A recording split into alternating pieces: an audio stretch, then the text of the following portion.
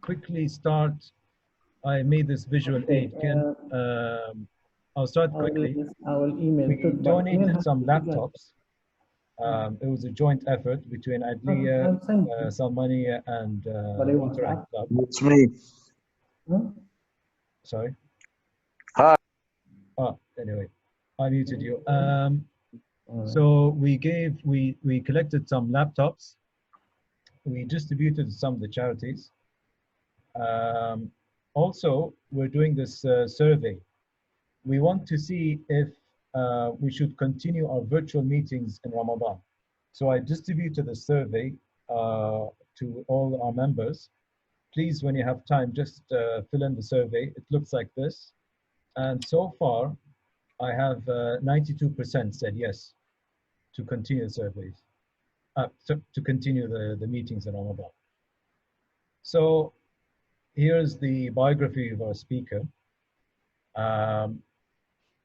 Mohamed Almaraj, he is the Chief Executive Officer of the ABC Digital Retail Bank, ELA, in Bahrain. He joined the bank in 2015.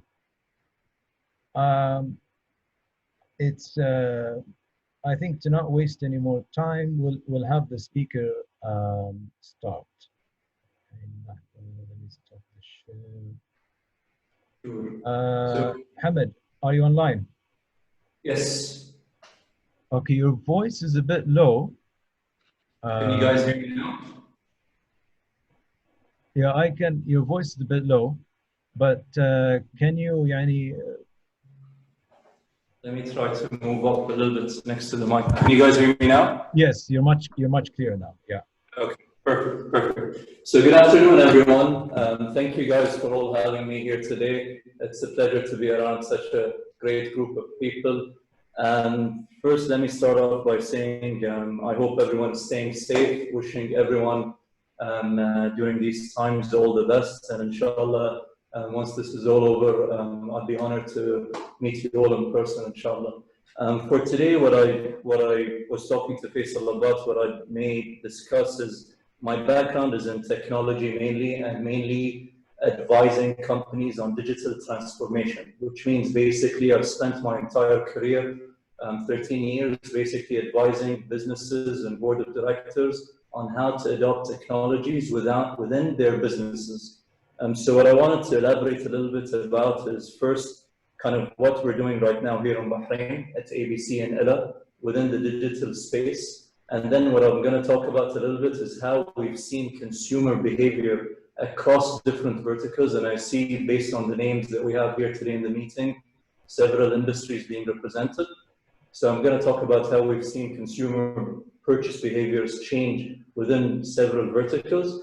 And then what I wanted to spend on is basically how business people, whether you're a board member, whether you're an entrepreneur, whether you have your own business, what kind of questions should you be asking yourself when it comes to digital disruption and technology?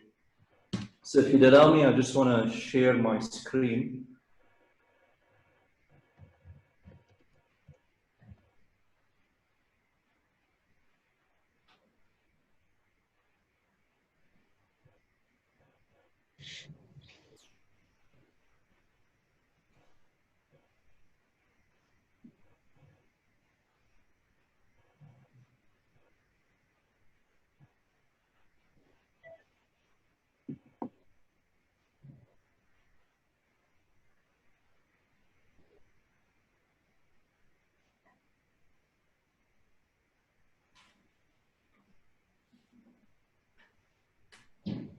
So I'm just going to start off with what I'm doing currently right now. And please, by all means, stop me. I'll try to make this short, around 15 minutes of the discussion. So what we have here at Bank ABC, what we've launched recently in the last 4 months, is basically a bank called ELA. The name of the bank, ELA, represents the Arabic word towards, ELA, which basically symbolizes the journey that we envision that we are going to take our customers, both personal, individual retails, and businesses in the future. Basically, this bank was built by, let's call it, a bunch of young Bahrainis and complemented by also other nationalities across the world. The bank took us around 2 years to build from scratch. The journey started early 2017, where Bank ABC kindly decided to adopt this idea to launch this basically full mobile-only bank from Bahrain, headquartered in Bahrain, with basically regional ambitions. The journey started in, let's say, April of 2017. The team was assembled. Currently, the team is made out of 60 people. 80% of the team is Bahraini. 20% is made out of 35 different nationalities from all over the world, based in Bahrain and globally. Actually, it's nice to see that you guys are using Zoom. We've actually been, funny enough, using such technologies for the last 2 years in order to build this bank with our global footprint. We actually employ people from all over the world, the Netherlands, Turkey, Serbia, Hungary, who all work remotely within the ILA, let's call it, team. The logo that we've gone with is basically banking that reflects you. We spent a lot of time working with different people in the community in Bahrain, asking them about their banking pain points. So some of the things that were mentioned, you know, I don't want to visit a branch to open an account. You know, I want to do all my first services digitally. And basically what we've created is an end-to-end platform that you can use from the comfort of your house, from the moment you open up an account till the moment you transact or order even a card. It's all done digitally. Is this innovative? It is innovative right now within the Bahraini community, but we are basically catching up to other technologies that are being deployed here in the GCC and around MENA. Additionally, what I wanted to also just go into a little bit is just kind of our services. To open up a bank account, all you need is a basically selfie and 2 basically forms of ID. It's basically the CPR or passport and national ID. What we currently offer is basically our MVP that we launched with is a multiple currency account. So from the moment you onboard, you can open up an account in a Bahraini dinar, USD, British pounds, euro, and all the GCC currencies. What we found out is basically in the last 4 months since we're launched, we've had really good traction, alhamdulillah. In the first 4 months, we've actually deployed more than 10,000 customers, which is quite a good number for us. And it's been, like, let's say, overwhelming. So the successes have been great. And what we aspire, just, you know, to let you guys know, is we really are trying to represent Bahrain in the best way possible when it comes to the financial services industry. We've already been approached by other GCC countries to launch within their ecosystem. So luckily enough, inshallah, within the next 4 or 5 months, even within this whole COVID situation, because what we've built is basically all our systems are within the cloud, let's call it. So it's very easy for us to scale both by numbers and geographically. So we'll be taking, inshallah, these technologies up next to Jordan, Egypt, and another 2 GCC countries within the next, let's call it 6 to 8 months, inshallah. So that's it, just to give you an idea of basically who I am and what ILA represents. What I wanted to spend time a little bit about, and that's the topic that Faisal kindly mentioned that people are interested in, is how we're seeing basically consumer behavior getting disrupted within the, let's call it, because of technology, here in Bahrain and throughout. What I wanted to start off with is just like high-level numbers, just to give you a little bit of a perspective of kind of what's happening globally when it comes to the world of technology and digital. 51%, according basically to the World Bank statistics, 51% of the world use data, whether it's from the mobile or the watch or an iPad or the computer. On average, 51% of the world use the internet daily. As of end of 2019, 7 out of the 10 most valuable companies by market cap in the world are technology companies. E-commerce represents around percent of retail sales globally. That's B2C, business to consumers, and B2B. And in terms of a statistic that I find always amazing is, according to the World Bank too, people in first world countries are spending 6.3 hours a day on average consuming what they call digital media. Digital media could be using Netflix, could be using an app on your phone. So around 6.3 hours per day are being spent on consuming digital media. In terms of where we have seen technology disrupting consumer behavior, and these are trends that we actually in the financial services field follow really closely. So I'll start off by saying number one thing to really pay attention to is what we've noticed is customer attention is decreasing. Why is that important? It's because a lot what technology has provided is for consumers a lot of increased choices. So customers have an abundance of information online.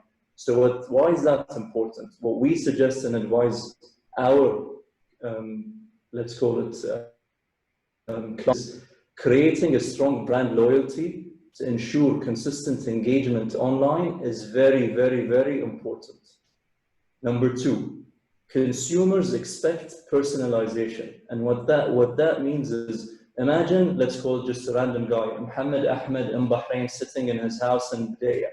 If he's consuming digital media, so if he's on social media and he's going through his Instagram and he has a loyalty to a certain, let's call it, restaurant, he's gonna expect on his mobile to consume ads that are personalized and targeted towards him. And this is very, very, very popular right now. And people we're noticing expect it all the time. Number three, ease of access to information. According to statistics, 61% of customers throughout the world, it might be obviously less in the GCC, but 61% of customers use search engines such as Google, Yahoo, or even social media to aid them in research before making a decision to purchase. So imagine if someone is in a shopping mall and he's considering, let's say, buying, a gadget, or considering buying maybe a new piece of furniture. 61% of the time, the consumer would go on to a search engine and search that good before buying it, which means for business owners, making sure information around you and your product is available digitally very easily. Brand loyalty and customer stickiness is actually at an all-time low right now. Due to online purchasing and the ability for you to consume things digitally, it has become a lot more easier for customers to research new brands and new products and switch. And what we've noticed too, through statistics too, is that 90% of customers say that positive reviews online, whether it's in blogs, social media, LinkedIn, affect decision-making.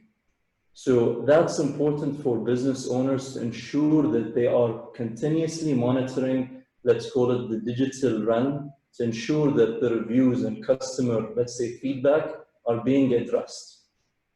Number five, customer expectations have completely gone up when it comes about the customer experience. People want catered services all the time that are on one platform. And I'll use, I call it the weather forecast analogy. Let's call it 10 years ago, maybe 15 years ago, many of us would hear the weather forecast probably in the news. And you would say, okay, Bahrain today morning, you'll hear the news today is like 25 degrees, it might rain. But what's happening right now due to the availability of catered apps and mobile, the questions that you're asking right now is, will it rain between 4 to 5 p.m.? How's the weather between 4 to 5 p.m.? So that's the analogy I'm going to use to show that customer expectations from the business owner in terms of delivering information and delivering service has gone up completely. Number 6, the need for a good customer experience is increasing. Customers do not want just to buy a product. They want to have a great customer experience or a great customer service. So let me give you guys an example that I go through every day here at the bank. A lot of my customers share their feedback, positive or negative, on social media channels. And most of the commentary do not complain about the rates or the charges that I'm charging them for making a transfer, whether it's an international remittance or making a local transfer. What they complain about most of the time is customer service, customer experience. And you will find, on average, that your customers, if you own like basically a B2C business, they are 3 more negative customer experience than a positive one online. So it's quite important for you, again, and this is personally what I spend my time as a CEO of the bank here, is really focusing on listening to the customers through the digital channels, whether it is social media, whether it's blogs, whether it's even digital news. And then I say, people expect to make purchases from their mobile and comfort of their homes. And I think more than ever now with the whole COVID-19 pandemic situation, we've noticed that there's a lot of shift of businesses moving to online, let's call it e-commerce and online delivery. But this trend has happened, I think, for me, along probably catching up, like the whole pandemic has, let's say, increased the velocity of people transforming to go into online channels, but people expect that. Even if it's B2B businesses, what we've noticed is a lot of our business clients too are consuming and let's say interacting and transaction all online with other businesses. So that's the last point here. I just want to give you guys an example of why the digital field is so important. This is, I work a lot on marketing things digitally. So I just want to give you guys an example of how big of a reach digital allows you to get as a business. So I work a lot with Google, and I work a lot with Google to ensure that my brands are being represented really well in the digital field. So I'll just give you guys an example for Bahrain. If you want to reach 350,000 unique people in Bahrain, no matter what age they are, okay, you might need to spend on YouTube, for example, 20,000, and you'll be able to reach 350,000 unique people. These are statistics coming from Google directly on Bahrain. If you want to reach 571,000 people, again, unique people in Bahrain that have, let's call it, an IP address in Bahrain, whether it's a mobile phone, whether it's a computer, you need to spend around $10,000 marketing dollars on Google Display, and they will guarantee you a reach of 570,000 unique people. This is not to say that this is the right thing to do for any business, but I think what this shows you is that the reach of digital channels has become so prominent and, in a sense, much cheaper than the traditional field. So for a business, you know, using these digital channels can give you the option of reaching a lot more people for a lot cheaper. And I think now more than ever during the whole COVID situation, and maybe what happens after COVID, digital spend is going to increase a lot.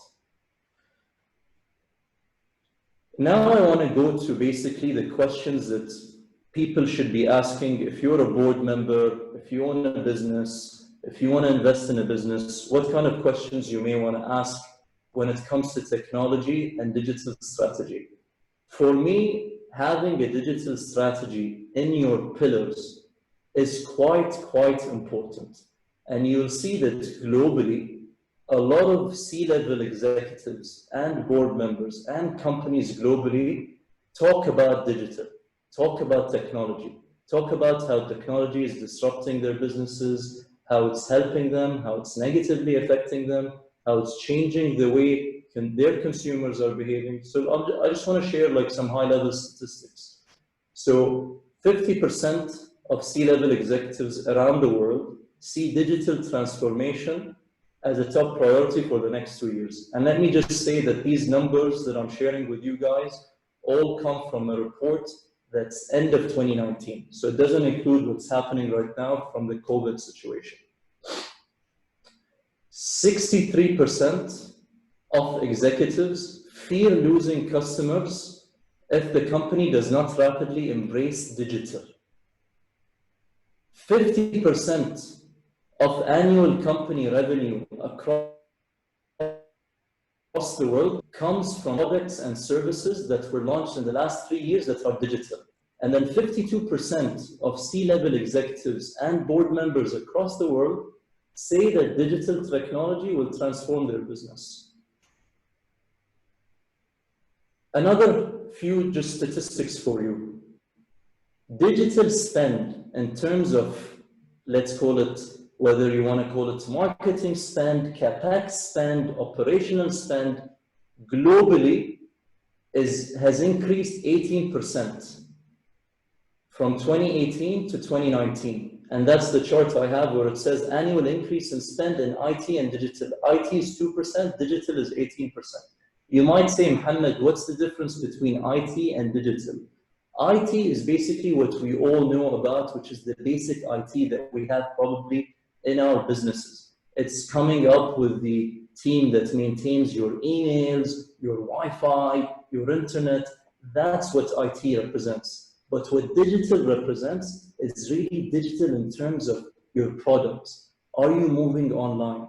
Are you using digital or technology to help you improve your operational, let's say, processes in the background? And that's what digital represents. So you'll see that people are spending a lot more money on digital than your typical IT.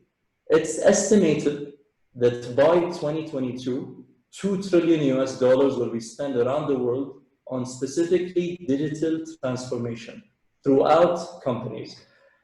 The highlighted thing in red is just to give you an example of what I say. People always think technology will affect financial services, retail services, maybe F&B, but I like to use this statistic because it shows you that even industries that you didn't think would be disruptive are disruptive. So for example, transportation, and that means parking, mobility, cars, is ranked number 3 in terms of digital spend. It's even above retail and financial services globally. Just to give you some idea of why this is important, I'll cater to the page on the right side of the page. So high-level statistics in the last 2 years say that if you really focus on digital and transforming your businesses and, let's say, adapting to technologies, probably a lot of these companies have had almost on average 44% higher revenue growth. And let me say this, it doesn't apply to everyone. These are statistics from a high-level point of view. People assume that 10 to 15% of your operational costs could go down if you adopt and improve your back-end processes digitally. If you're a business that is highly dependent on customer acquire, so you're always required to, let's call it, grow and increase your customer base, digital spend and digital ways of attracting your customers can help you grow on average by 15% if you find the right mix. Okay, investors in general, so if you're a business that's looking to have investors invest in you, or you have a business that's publicly listed and you want to basically have investment money in you, it is said that your chance of having a better chance of getting an investment or a future higher valuation is 48% when you show an investor that you are adopting digital technologies in your business. Okay, so now let's say if you're a C-level executive or if you're a board member, what can you be asking yourself to start off with? Like, I meet a lot of people that tell me, Mohammed, we don't know where to start. How can I start when I talk about like digital? There's just so much to do. Where can I start? These are some questions that, and I'll be happy to share this presentation with all of you. Basically, it's like, first you start off as like, what opportunities and threats does digital pose to our business? How effective are we today compared to our competitors? What digital experiences do our customers want? And when I say customers, again, I'll just emphasize these are both B2B businesses and B2C businesses. What should our digital strategy be? What's the business case for change? What budgets will I need to support the digital strategy? And this question is probably the most debated question I've seen. What is the budget that I need to get started? How do I get started? How should we organize? How should we reward ourselves for digital success? These are all questions I think that are fair, that you can be asking yourself as a business leader or an entrepreneur of how digital will affect you. So where do you start? I think for me, what I always advise my, let's call it customers, how can you start? Is start with the basics, where, when, what, how, to, and dig into exactly what you're trying to do. And the biggest mistake that I've seen people do when it comes to accepting digital technologies is you implement something that's not needed by you. And what I mean is, look at what your customers want and then choose what kind of technology will help you serve your customers best. Don't start with the technology and then force it on your customers. Start with what your customer may want from an experience point of view, a product point of view, a service point of view, and then work backwards into choosing what technologies will help you get to that experience that you want. And I think a mistake I've seen a lot of businesses do, especially I'll tell you in banks, because I'm competing with a lot of banks right now.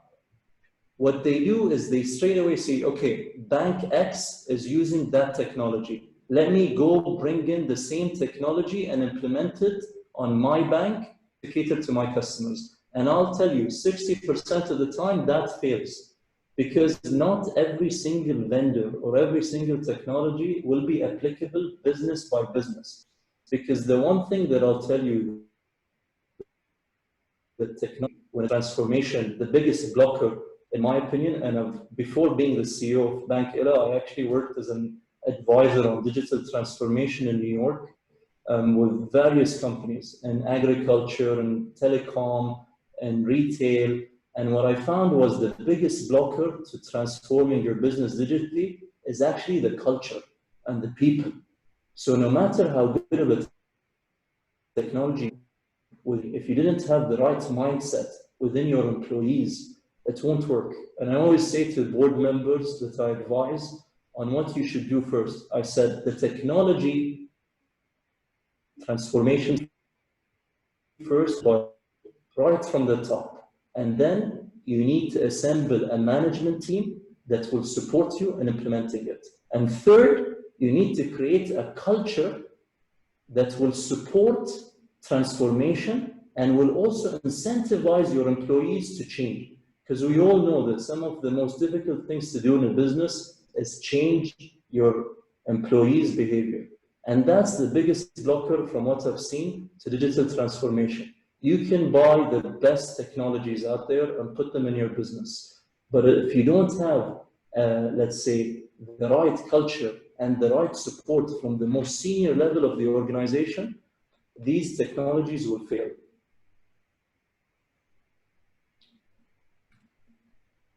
The last slide in this topic that I'm going to go to is how long does it take you to transform your business? And how can you look at it from a time, let's call it perspective? I start off with these three pillars. I say to my clients, start with the brilliant basics. And what that means is just do what you do just much better using technology. Any of you who has a business right now is probably doing one thing really well. So what I tell my clients, think of exactly what you're doing really well and how can you improve these things that you do really well digitally. So start with some basics, like call it the foundation and easy, quick wins. And these are important too for mindset. I think what you sometimes find happen to businesses is they fear that this digital disruption on their technologies will take so long. So start step by step with first, let's say, improving what you do best. Then what you do is, in my opinion, create a foundation for growth. Find what you believe in, like, let's say, a year or 2 years, where you want to be in your business and how can you get there using digital. So this is, let's say, pillar 2. Number 3, cutting new ground. This is, I think, should be, in my opinion, like the last thing people should be worried about when it comes to digital transformation is how can you, as a business, be 2 steps ahead of your competition using technology? That's not an easy question to answer. I ask myself that question all the time. How am I going to be ahead of my competition using technology? So those are the 3 things that when it comes to, let's say, my digital strategy, at least right now, how I think about it. There are more slides here that I'll be happy to share.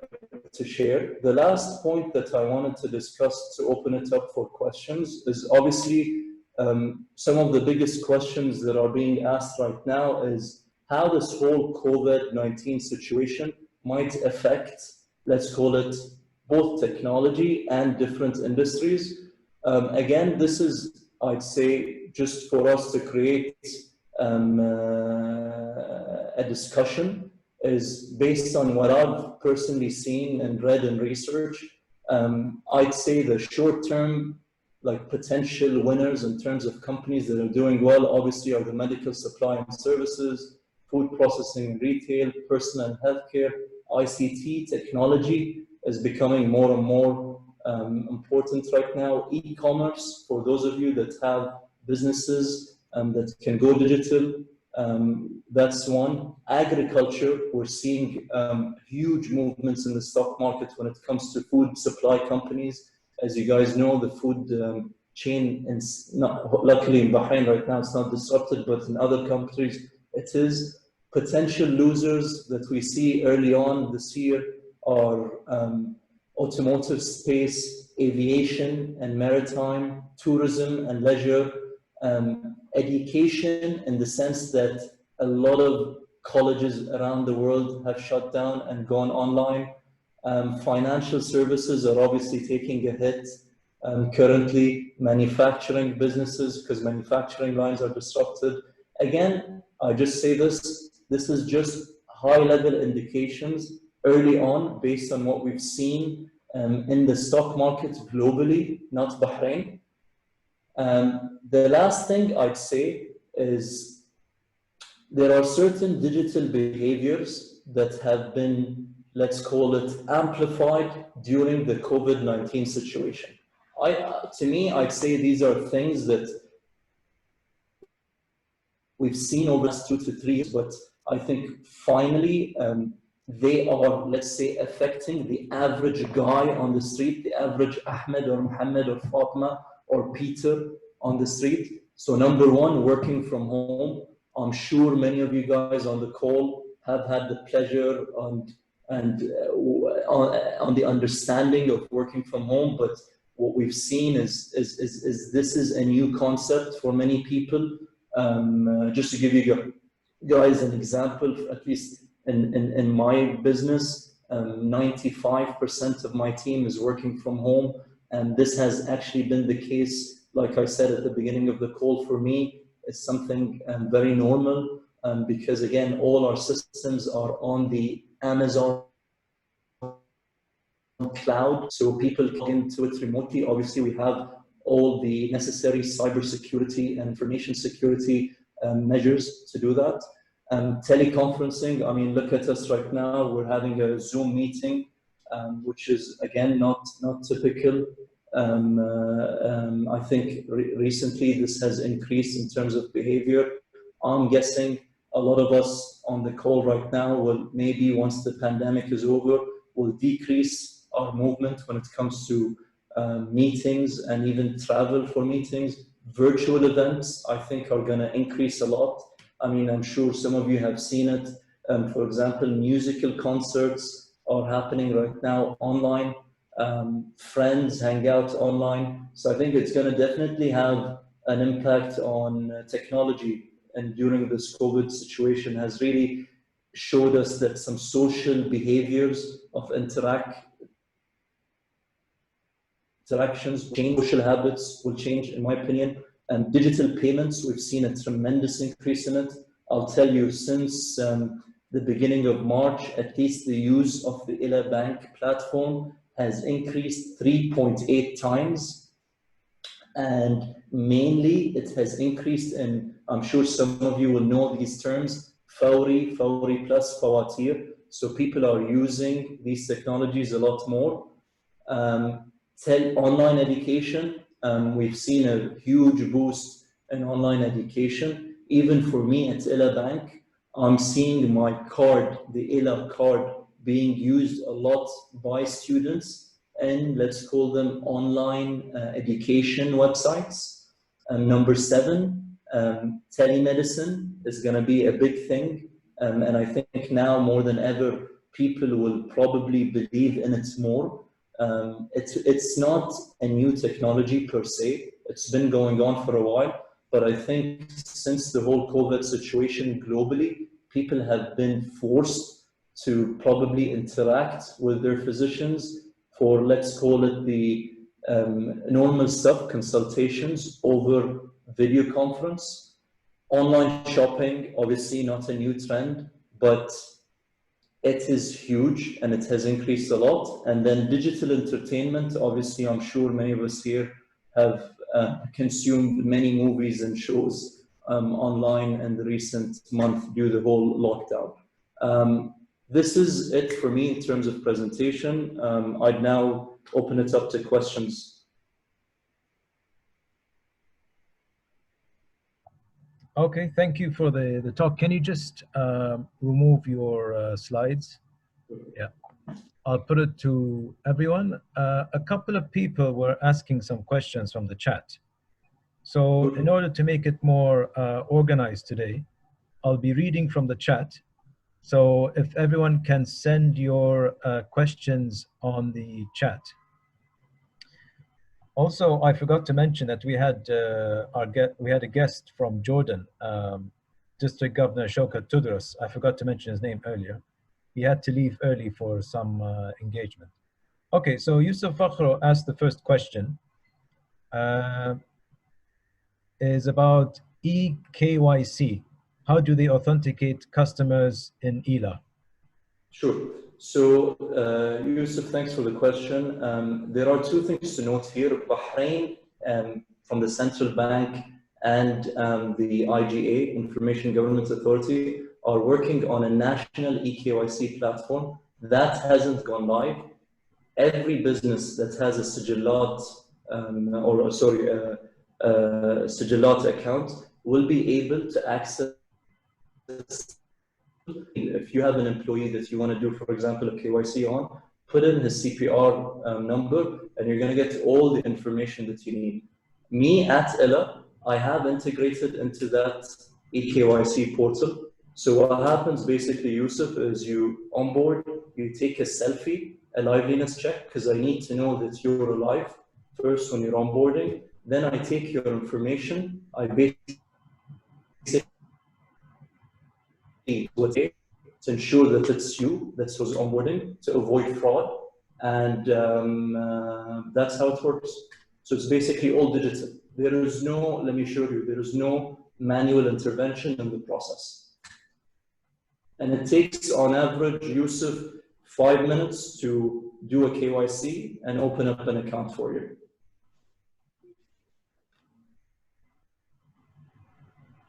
Hi.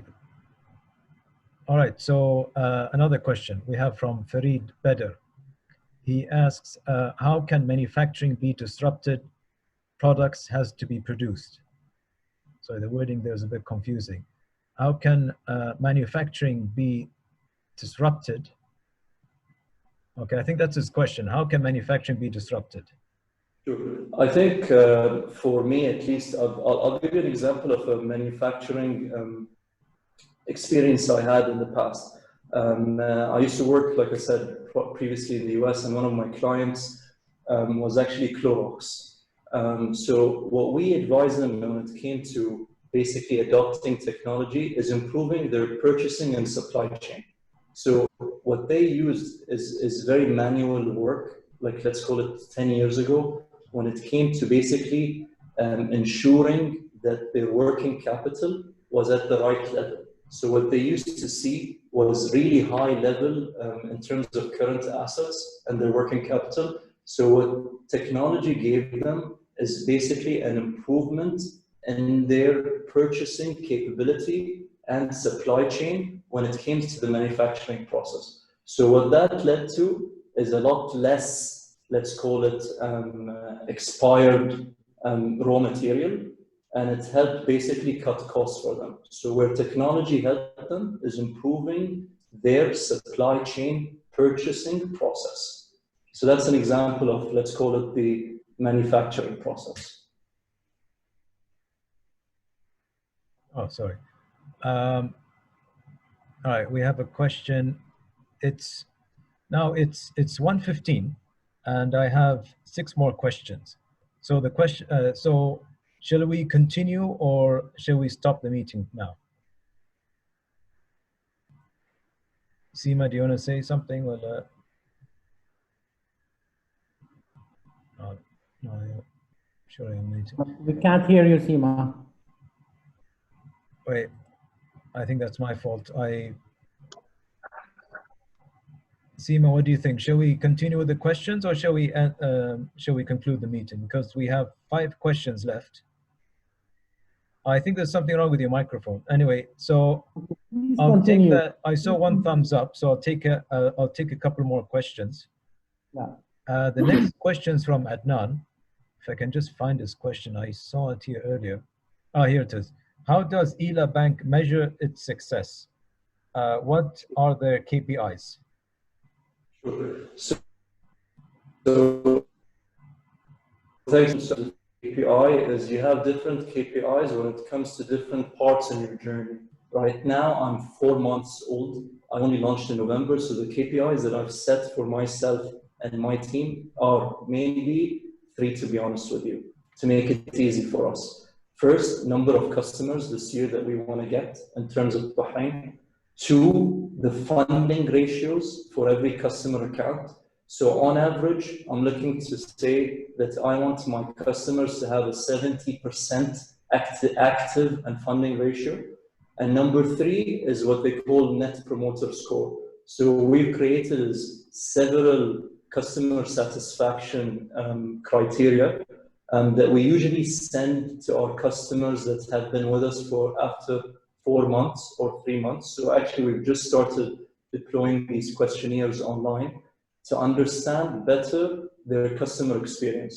Because to me right now, what I need to do is establish myself in Bahrain, create brand awareness, create a right amount of size for me to ensure that I'm stable early on in my journey from a funding point of view. And number 3, I need to ensure early on in my journey that the customer experience is quite important. 6 months, if you come to me in 6 months, my KPI will be a bit different because what I need to do based on the KPIs that I have developed with the board is achieve certain metrics into deployment into Egypt and Jordan. So again, these are my early on KPIs right now, and they're going to change as the journey goes on because I'm a startup right now. Okay, so another question. We have a question from Khalid Turk. He asks, how does it differ from PayPal and other online payment systems? Is it only for Bahrain at this time? How does it compare to benefit payments? Sure. So what it caters to right now, Ella, is basically in terms of the minimum viable product that we launch with, it caters to only Bahrain. And what it caters, basically the only right now differentiator that I have in terms of the market is basically a multi-currency account right at your mobile, 5 minutes into your onboarding. So you can be in your office, or let's say you're traveling, for example.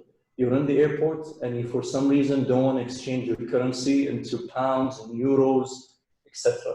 What you can do is from the airport, open up an ILA account. Then what you're going to have is a GBP, USD, Euro account, all in your mobile and in your card or in your phone. And what you can do then is fund the account from your mobile and immediately transact. Let's say I'm in the airport right now, I already have an ILA account. I can say, okay, on this trip, I'm going to, let's say, the UAE. I go to my app and I can immediately from the app move money to euros, UAE, USD. And what I offer my clients right now is zero fees. I do not charge my clients to do these exchange rate transactions. So you obviously pay an exchange rate. My exchange rates are quite competitive compared to other banks. I don't charge you any fees. I don't take a fee to service you. And then the last thing that differentiates me too is when you go to London and let's say pay for a cup of coffee, £2, you're gonna get £2 hit on your account. An extra fee for using a Bahraini card in London, for example. When it comes to Benefit Pay, the differentiator between me and Benefit Pay is a payments platform. It allows you to interact between different bank accounts and send money. They do not give you a banking account or a multi-currency account like I do. So that's the biggest one. The only advantage, I admit, that Benefit Pay has over all banking apps in Bahrain is the ability to send your money using mobile number. That's a big differentiator that they have. Okay. I think we'll take 2 more questions because it's almost 1:30. So we'll have one question from Hassan Mansour. He asks, when would ELA expand into lending business since it's the main income stream for any retail bank? Sure. We're actually launching our first asset product, inshallah. Inshallah, what we're working on is in September. We're going to be focusing on first on small loans, credit cards to individuals. And then what we want to do is also focus on SMEs in Bahrain. So we're going to start off with SMEs and credit cards in September, inshallah. Hopefully, if the situation doesn't get worse, as you know, the credit market is deteriorating continuously with what's going on. The target is September. And then next year, in June, we're releasing our first retail product catered to businesses. So what we're going to have is basically ILA 2.0 next year in June in 2021, which is catered towards businesses and corporations. Okay, we'll have one more question from past President Osama Ain. What's your vision as a bank? Well, to me, as a let's call it a young Bahraini, the main vision and the dream that I have is, to be honest with you, is really creating a national digital champion that is born in Bahrain and hopefully taken across the region. So, for example, if many of us on this call, if we talk about Kareem, all of us will know that Kareem was born in Dubai. If we talk about Soog or Noon, many of us will say it was born in Dubai. My vision, to be honest, is one day that people all over the region will say, Ella affected my life and went into all the region and was born in Bahrain by Bahrainis. Okay, I think that went very well. I mean, there were some technical difficulties here and there, but we got there at the end. Thank you very much. Let's thank Mohamed Almaraj for taking some time out of his busy schedule. Before everyone leaves, can I have a small request? So I'm making a little video. So just take a selfie of yourself like we did last week. I didn't get everyone, just a selfie like this. And just to show that you're in front of the computer. And then I'll put it together in a nice video.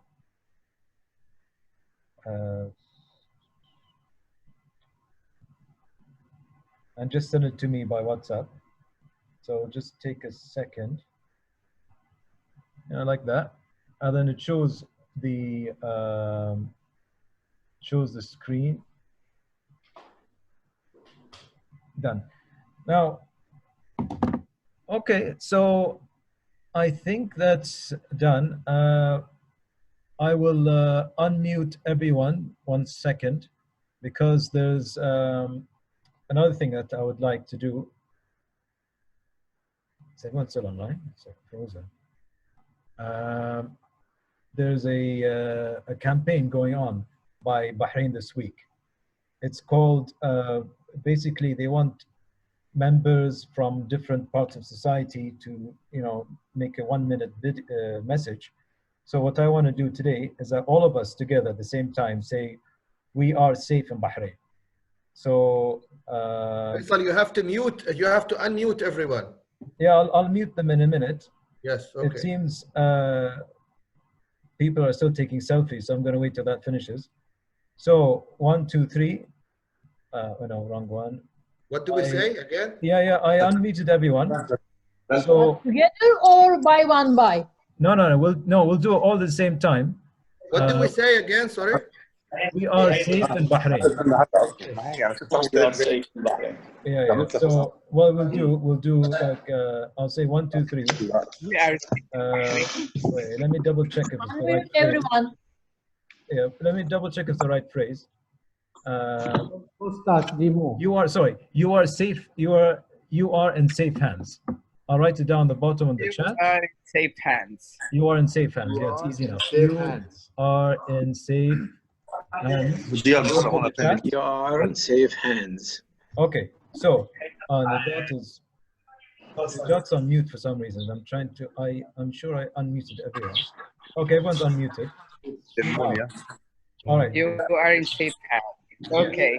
All right. 1, 2, 3. You are in safe hands. You are in safe hands. You are safe in Bahrain. No, you are in safe hands. Okay. Again. You are in safe hands. Joy, try this again one more time. Because it's lag and everything. 1, 2, 3. 1, You are in safe hands. You are in safe hands. Safe hands. You are in safe hands.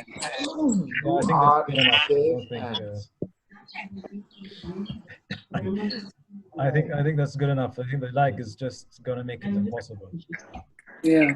Okay. Thank you, everyone. Thank you for attending the 4th virtual meeting of the Rotary Club of Salmaniya. And hope to see you all next week. Thank you. Yalla, bye. Everyone. Bye. Bye, everyone. Bye. Yalla, 1, 2, 3. Bye.